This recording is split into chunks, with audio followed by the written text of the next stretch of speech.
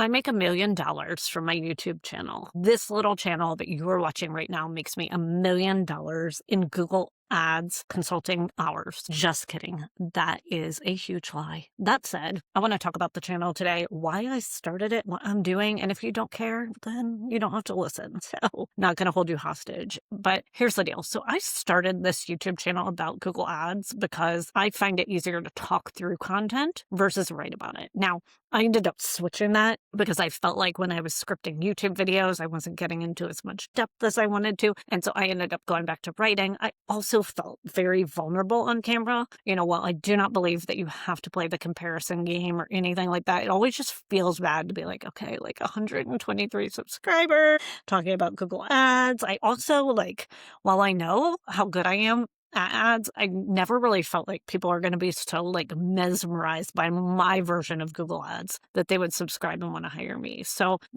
imposter syndrome times 1,000, it just was really, really weighing on me when it comes to my YouTube channel. And so what I did is I took a moment of quietness and I really, really, really, really built up my blog.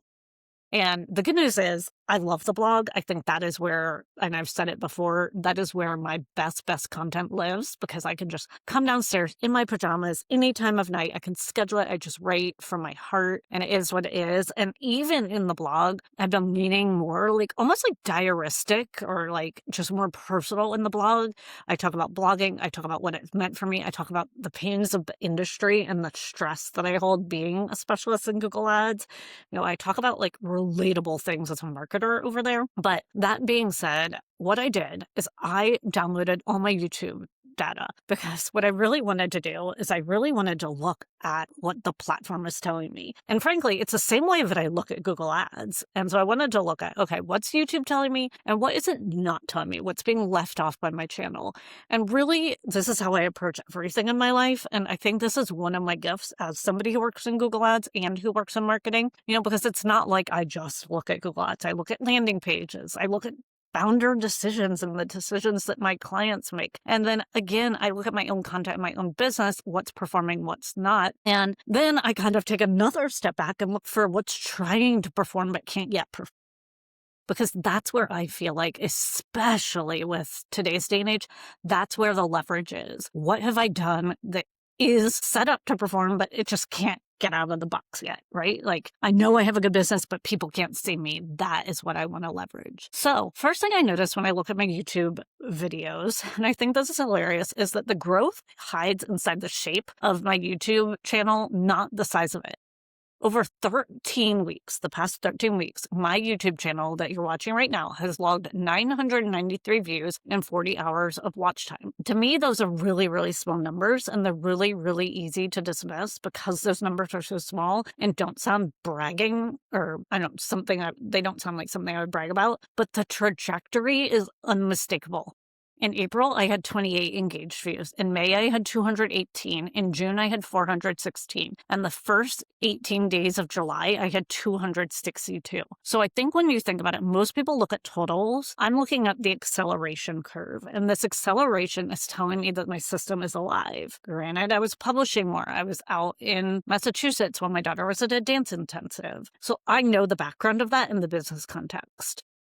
The second thing I noticed is only 5 videos on my entire channel. And I think I have 120 or so. I haven't counted. It doesn't Google's YouTube. YouTube doesn't make it easy to count, but I have 5 videos that have carried the entire channel. And if that sounds familiar, then what you have to know is that exact same thing happens in your Google Ads, where certain keywords just carry the entire account. So again, these 5 videos out of over 100 drove a third of the views and nearly a third of all the watch time. And again, we see that in PPC accounts where we have a tiny cluster of assets that quietly carries the entire system while everything else in the account creates noise. Business owners rarely actually look to see what assets those are. But that is what I look at. That is what I specialize in. The third thing I noticed, and again, with this YouTube channel, is my subscriber conversion is completely a psychological pattern. It is not a performance metric. The videos that converted subscribers weren't the ones with the most views. And again, I think you hear this a lot on other YouTube channels if you watch the big ones, but they weren't the most polished videos. They weren't the most informational videos where I was telling people about Google Ads, probably because you can get that anywhere on the internet and with AI now. But the videos that got the most subscribers for me were the ones that spoke directly and personally in an opinionated fashion. So for example, should I use an automated rule, right? I talked about automated rules. I talked about how I used to use them. I talked about, should we even use them today? Why are negative keywords being ignored? That was another video that got subscribers. And again, I think it's something people experience and feel. It's like I put in a negative keyword, it's being ignored. And then the interesting one, and I think this one was very, very enlightening to me, was what my Boston day taught me. That was completely something I went out on a limb with. And I talked about how I was in a hotel lobby and then I just wrote from my heart and what came out and kind of what that meant to me as a business owner. So again, every converting video was framed as a first-person diagnostic question. Every non-converting video was framed as a third-person explainer. And again, I think that is a very, very interesting data point that I can look at and think about when it comes to my channel. And again, it's the same problem that I see with messaging in Google Ads, when I am looking through accounts, when I'm doing audits. Information doesn't convert. Perspective does. The fourth thing I noticed is my clickbait traps, because I have those in my videos. They weren't clickbait. They were actually misaligned premises. So the videos with the highest views had the lowest retention when I downloaded all my data. And that's because the title promised clarity and the video delivered context. That mismatch, it kills trust faster than a bad ad, right? So the hidden gems, the videos with 55 to 66% retention, they weren't getting discovered at all. The content was strong, but the packaging was weak. And that is the exact diagnostic that I look at when I'm thinking about landing pages and I'm looking at Google Ads. If people stay, the content is working. If people arrive, the packaging doesn't. The fifth thing I noticed, production volume is irrelevant without having the diagnostic intent.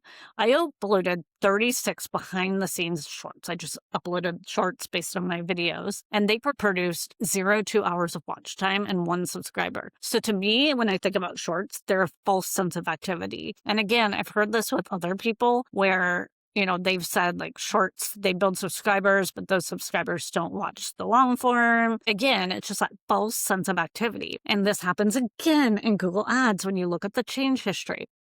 Activity is not momentum. Activity is not growth. Activity is not a signal. And I think a lot of businesses confuse these facts constantly. They think if they're not doing something in the ads account, they're not optimizing, they're not doing anything. I don't do that. So the main takeaway that I want you to have after watching this video that seems like it's totally irrelevant to Google Ads is that when I look at systems, be that YouTube, Google Ads, a landing page, a business model, or anything involving data, because believe it or not, I consider myself pretty agnostic as a marketer. I could really look at almost anything. I'm not looking for necessarily what's working because we could see what's working. It's bubbled up. What I am really looking for is leverage points, hidden accelerators, misaligned promises, the assets and the keywords that are carrying a disproportionate amount of weight, and the places where the packaging, the ad, suffocates the strong content of a strong business. These are the places where content is strong but invisible. Or again, with ads, where your business is strong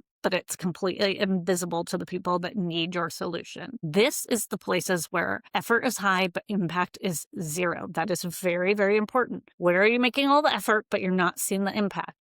And then we have to look at the places where the system is trying to grow, but it can't yet grow because it's not being seen. This is why businesses hire me. This is not because I optimize campaigns. I don't run campaigns anymore. I offer the consulting.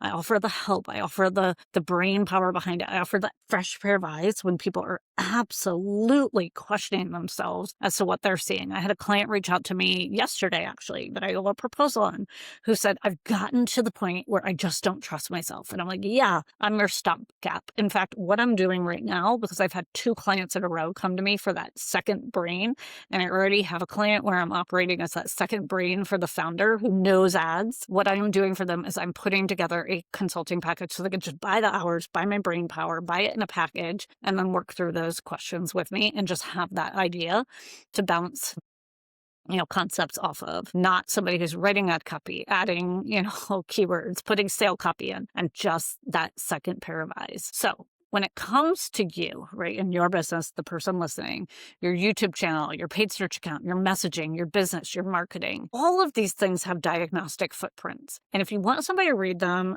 to protect you from the wrong moves, or to just be, again, that second pair of eyes, that is exactly what I do. And that's exactly the point of this video, is kind of how I look through it. So I hope you like that. I'm sorry I disappointed you that I don't make $1 billion. Sometimes I make things selfishly so I can then take the transcript and turn it into a blog. But here I am doing the do. Can't be mad. Don't hate the player, hate the game, and I'm hustling like the rest of them. Have a great day, and I'll see you in the comments.